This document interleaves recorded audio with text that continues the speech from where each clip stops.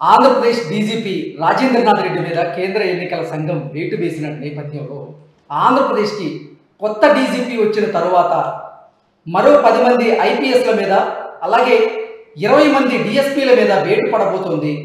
కొత్త లిస్టు కూడా రెడీ అయింది అంటూ ఒక వార్త సోషల్ మీడియా వేదికగా చక్కర్లు కొడుతున్నటువంటి నేపథ్యంలో ఈ అంశం మీద మనతో మాట్లాడేందుకు చర్చించేందుకు ప్రస్తుతం మనతో పాటు ఉన్నారు ప్రముఖ సీనియర్ జర్నలిస్ట్ డివిఎస్ గారు. సార్తో మాట్లాడారు. సార్ నమస్తే సార్. నమస్తే సార్, ఆంధ్రప్రదేశ్ ప్రభుత్వానికి అనుకూలంగా వ్యవహరిస్తున్నారని ప్రస్తుతం డీజీపీగా ఉన్నటువంటి రాజేంద్రనాథ్ రెడ్డి గారి మీద కేంద్ర ఎన్నికల సంఘం వేటు వేసిన నేపథ్యంలో కొత్త డీజీపీ వచ్చిన తరువాత మరో 10 మంది ఐపీఎస్లు అలాగే 20 మంది డిఎస్పీల మీద కూడా వేటు పడబోతోంది. ఇప్పటికే లిస్టు కూడా రెడీ అయింది అంటూ ఒక వార్త సోషల్ మీడియా వేదికగా చక్కర్లు కొడుతుంది. దీని మీద మేము విశ్లేషణ ఏంటి సార్? ఇప్పుడు కొత్త డీజీపీగా 3 పేర్లను పంపమని కేంద్ర ఎన్నికల సంఘం ఆదేశించింది.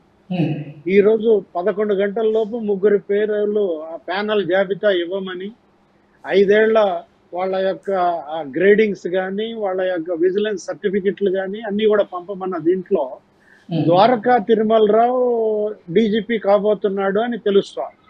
ఇప్పుడు ద్వారకా తిరుమలరావు ఆర్టీసీ చైర్మన్, ఆయన గనక మరి డీజీపీ అయినట్లయితే గతంలో మనం చూసాము ద్వారకా తిరుమలరావు గారు కూడా జగన్మోహన్ రెడ్డి బాధితుడే. ఎందుకంటే ముఖ్యమంత్రి చంద్రబాబుగా ఉన్నప్పుడు అప్పట్లో ఏబి వెంకటేశ్వరరావుని ఏ విధంగా టార్గెట్ చేశారో ద్వారకా తిరుమలరావుని కూడా అదే విధంగా టార్గెట్ చేశారు. కాకపోతే ఏబి వెంకటేశ్వరరావు మీద టీజింగ్, కేసులు, టార్గెట్ చేయటం అది చాలా పీక్ గా వెళ్ళింది. మధ్యలో ద్వారకా తిరుమలరావుని ఎందుకో వదిలేశారు. అలాంటిది ఇప్పుడు గనక ద్వారకా తిరుమలరావుని గనక డీజీపీ చేసినట్లయితే మరి ఆ పాత విషయాలన్నీ కూడా బయటకు వచ్చే అవకాశం ఉంది. అప్పట్లో ఆయన్ని పెట్టిన ఇబ్బందులు, జగన్మోహన్ రెడ్డి, విజయసాయి రెడ్డి ప్రతిపక్ష నాయకులుగా ఉన్నప్పుడు ఏ విధంగా ద్వారకా తిరుమలరావుని కూడా వెంటాడారో మనం చూసాం.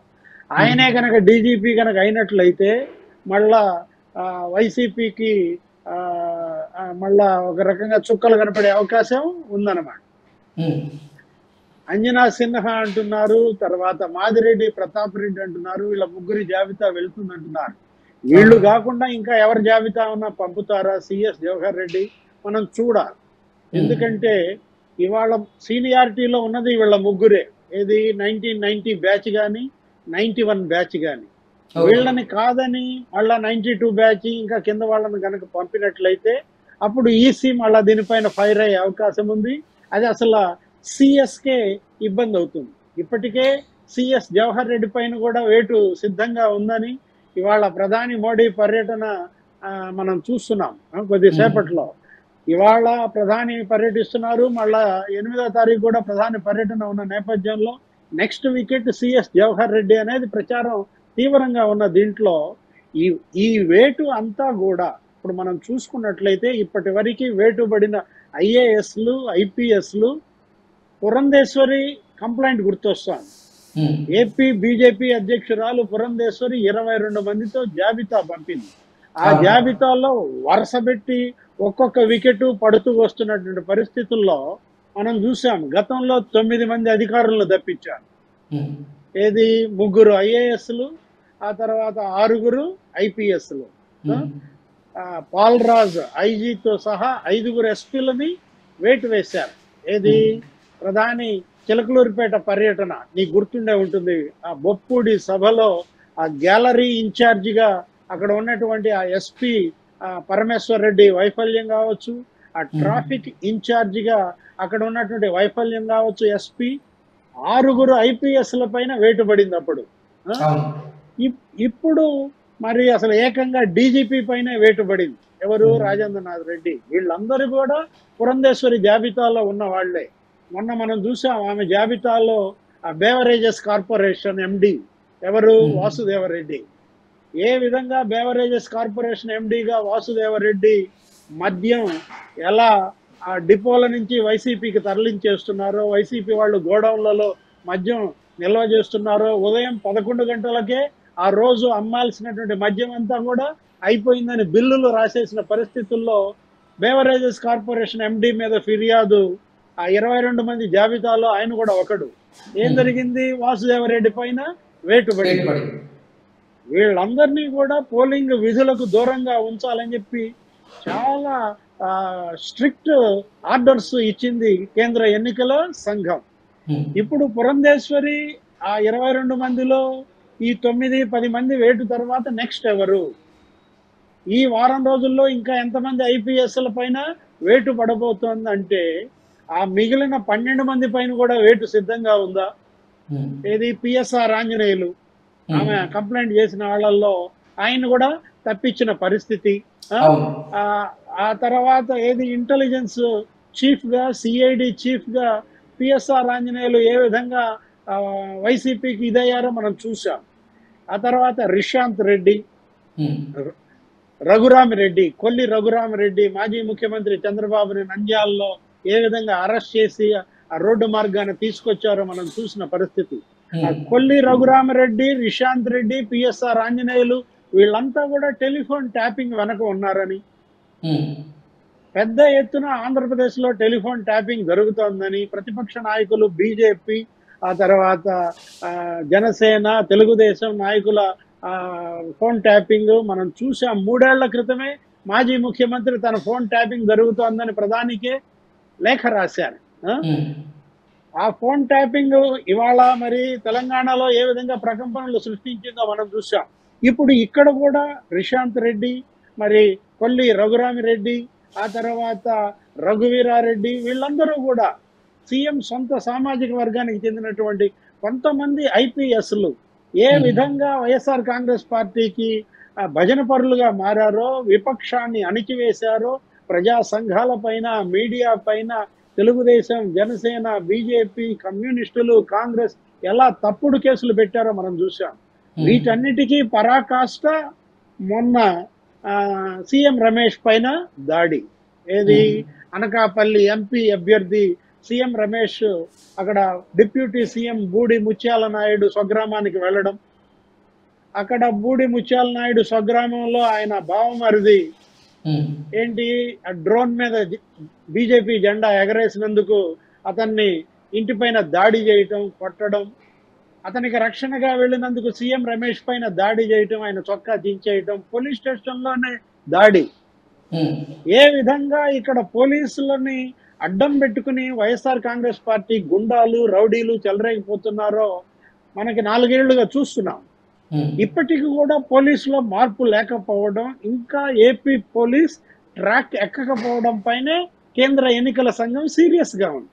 అందుకే ఇంతమంది పెద్ద ఎత్తున ఐపీఎస్ల పైన వేటు, ఏకంగా డీజీపీ రాజేంద్రనాథ్ రెడ్డి పైనే వేటు పడిందంటే ఇక నువ్వు అర్థం చేసుకోవచ్చు.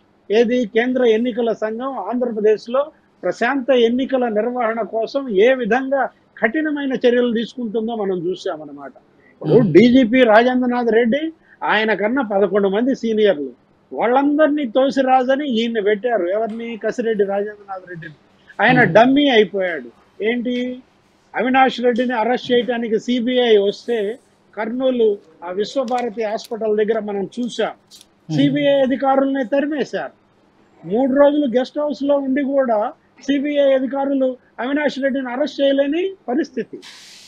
హాస్పిటల్ చుట్టూతా వైసీపీ ఎమ్మెల్యేలు, మంత్రులు అక్కడ వేల మంది గుమిగూడి ఎవరు వస్తారో రండి అరెస్ట్ చేయడానికి చూద్దామని బెదిరించిన పరిస్థితుల్లో సిబిఐ మరి వెళ్ళిపోయిందంటే దేశ అత్యున్నత దర్యాప్తు సంస్థ దేశంలో ఎప్పుడైనా ఎక్కడైనా సిబిఐకి ఇలాంటి పరిస్థితి ఎదురైందా? దీనికన్నిటికీ కారణం డీజీపీ రాజేంద్రనాథ్ రెడ్డి. ఆయన తీసుకోవాల్సినటువంటి కఠిన చర్యలు తీసుకోకపోవడమే అనేది ఇవాళ రాజేంద్రనాథ్ రెడ్డి పైన వేటుకు కారణమైందనమాట. వీళ్లతో పాటు మరి ఇంకెంతమంది ఐపీఎస్ల పైన వేటు పడే అవకాశం ఉందో మనం ఈ వారం రోజుల్లో చూడాలా. మారతారా, మారరా? మీరు ఇప్పటికైనా మీ ప్రవర్తనని సరిదిద్దుకుంటారా, సరిదిద్దుకోరా? నిష్పాక్షికంగా విధులు నిర్వహిస్తామన్నటువంటి మీ ఆ ఓత్తుకి న్యాయం చేస్తారా, చెయ్యరా? మీ గైడ్ లైన్స్ కి మీరు కట్టుబడి ఉంటారా, కట్టుబడి ఉండరా? కోడ్ ఆఫ్ కాండక్ట్ కి మీరు కట్టుబడి ఉంటారా, కట్టుబడి ఉండరా అనేటటువంటి ఆ ఒక్క సీరియస్నెస్ ఇవాళ ఏపీ పోలీసులో తీసుకురావడం కోసం ఐపీఎస్లని ఒక దారిలో పెట్టడం కోసమే మనకి ఈ ప్రయత్నంగా కనపడుతోంది.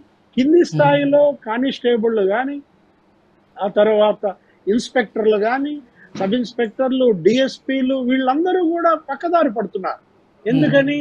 ఉన్నత స్థానంలో ఐపీఎస్లే ఈ విధంగా తప్పుదారిన వెడుతుంటే మరి వాళ్ళు మాత్రం ట్రాక్లో ఎలా ఉంటారు? మనం చూసాం, నిన్న కూడా కేంద్ర ఎన్నికల సంఘం 2 డిఎస్పీల పైన కఠిన చర్యలు తీసుకుంది. అంటే అటు ఎస్పీల పైన కఠిన చర్యలు, ఐపీఎస్ల పైన కఠిన చర్యలు, ఐజీ పాల్రాజునే తప్పించారు, డీజీపీ రాజేంద్రనాథ్ రెడ్డినే తప్పించారు. ఇప్పుడు ఎక్కడికి వచ్చేసింది? ఇంకా సబ్ డివిజన్ స్థాయికి వచ్చేసింది. ఏది? డిఎస్పీల పైన వేటు పడుతోంది.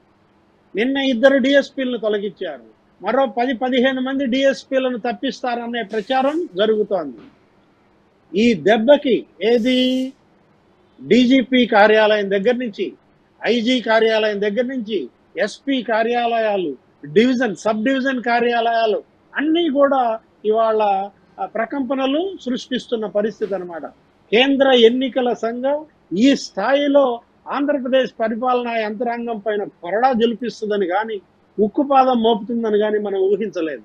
నిన్న అమిత్ షా వచ్చారు. ఏది?